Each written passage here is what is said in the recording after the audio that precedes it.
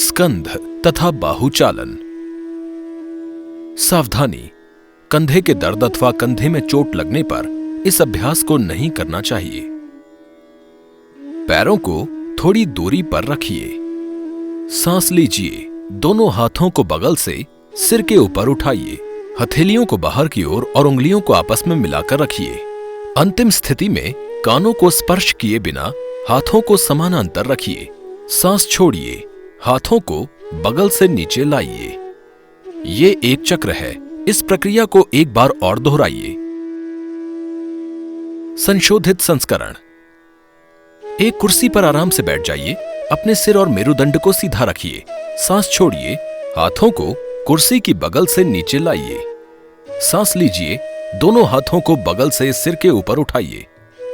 हथेलियों को बाहर की ओर रखिए। अंतिम स्थिति में कानों को स्पर्श किए बिना हाथों को समानांतर रखिए। सांस छोड़िए।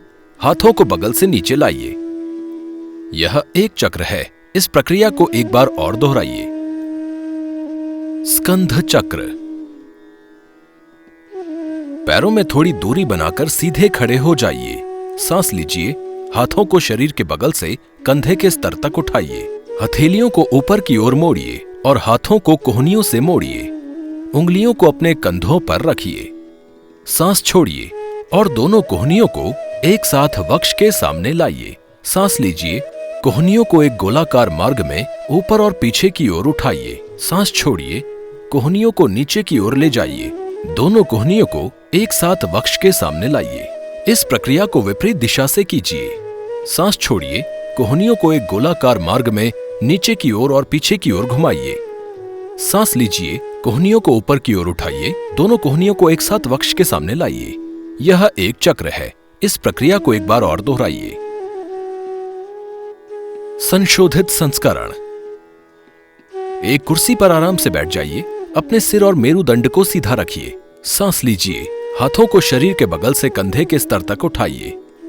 हथेलियों को ऊपर की ओर मोड़िए और हाथों को कोहनियों से मोड़िए।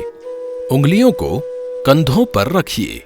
सांस छोड़िए और दोनों कोहनियों को एक साथ वक्ष के सामने लाइए। सांस लीजिए। कोहनियों को एक गोलाकार मार्ग में ऊपर और पीछे की ओर उठाइए। सांस छोड़िए। कोहनियों को नीचे की ओर ले जाइए। दोनों कोहनियों को एक साथ वक्ष के सामने लाइए। इस प्रक्रिया को विपरीत दिशा से कीजिए। सांस छोड़िए। कोहनियों को एक गोलाकार मार्ग में नीचे की ओर और पीछे की ओर घुमाइए। सांस लीजिए। कोहनियों को ऊपर की ओर उठाइए। दोनों कोहनियों को एक साथ वक्ष के सामने लाइए। यह एक दौर है। इस प्रक्रिया को एक बार और दोहराइए। अभ्यास का कार्य। कंधे की मांसपेशियों और स्नायु बंधन में कसावट और विश्राम प्रदान करता है।